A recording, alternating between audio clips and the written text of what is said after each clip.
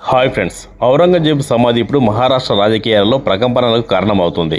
అంతేకాదు మధ్య తీవ్ర ఘర్షణలకు కారణమైంది. ఇటీవల విడుదలైన చావా సినిమా దేశవ్యాప్తంగా సంచలన విజయాన్ని నమోదు చేసుకుంది. ఛత్రపతి శివాజీ మహారాజ్ కుమారుడు ఛత్రపతి సంభాజీ మహారాజును మత ఛాందసవాది అయిన ఔరంగజేబు హింసించిన విధానాన్ని కళ్లకు కట్టినట్లు చూపించాడు దర్శకుడు. ఆ నీచుడి క్రూరత్వాన్ని చావా సినిమాలో చూసిన సగటు హిందువులతో పాటు హిందూ సంఘాల నాయకులు మండిపడుతున్నారు.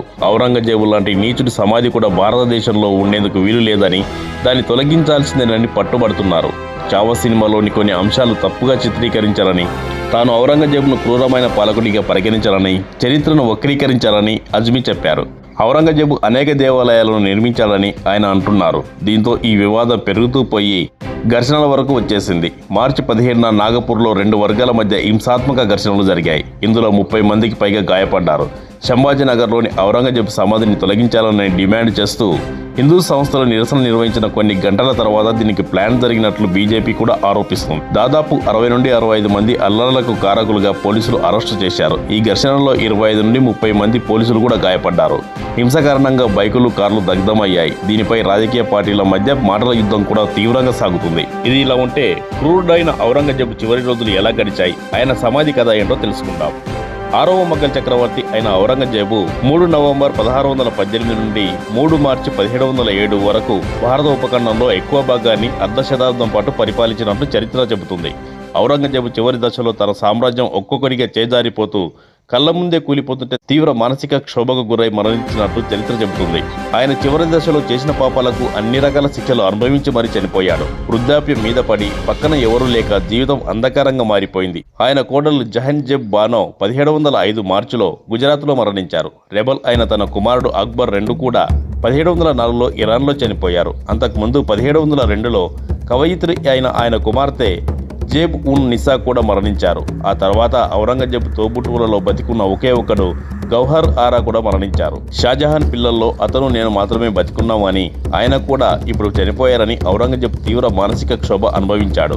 ఔరంగజేబు కష్టాలు ఇక్కడితో ఆగలేదు. 1706లో ఆయన కుమార్తె మెహర్ ఉన్ నిసా అల్లుడు ఇజిద్ బక్ష్ కూడా ఢిల్లీలో మరణించాడు. ఔరంగజేబు మరణానికి కొద్ది రోజుల ముందు ఆయన మనవడు బులంద్ అఖ్తర్ కూడా ఈ లోకాన్ని విడిచిపెట్టి వెళ్లిపోయారు. ఆయన మనవలలో మరో 2 కూడా మరణించారు.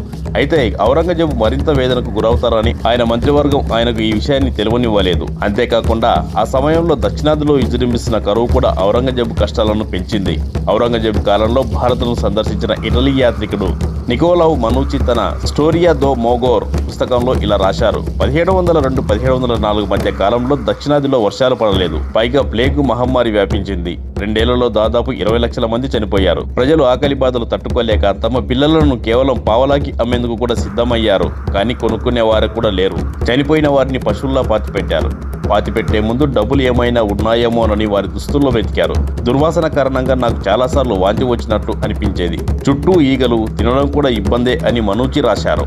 ఇవన్నీ ఇలా ఉంటే రాజ్యాన్ని పరిపాలించడానికి తన వారసులు కూడా సమర్థులు కారని గ్రహించిన ఔరంగజేబు మానసిక క్షోభ మరింత ఎక్కువైంది. మొఘల్ సామ్రాజ్యాన్ని మరాఠాలు, సిక్కులు, జాట్లు, రాజపుత్రులు కబలించడం మొదలైంది. ఔరంగజేబు దుఃఖం మరింత తీవ్రమైంది. చివరికి మంచాన పడి 3 మార్చి 1707న మరణించాడు.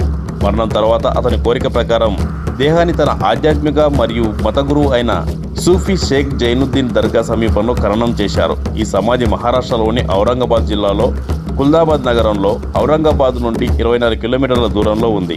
ఔరంగజేబు చనిపోకముందు తన చివరి రోజుల్లో తన సమాధి స్థలానికి టోపీ కుట్టడం ద్వారా డబ్బులు పోగు చేసి ఇచ్చాడని చరిత్ర చెబుతుంది. అప్పట్లో దీనికి అయిన ఖర్చు కేవలం 14 రూపాయల 12 అణాలు మాత్రమే. చావా సినిమా ఎఫెక్ట్ వలన ఇప్పుడు ఆ సమాధి కూడా ప్రమాదంలో పడ్డది. చూద్దాం మరి ఏం జరుగుతుందో. ఈ వీడియో నచ్చితే లైక్ చేయండి, మా ఛానల్ సబ్స్క్రైబ్ చేసుకోండి.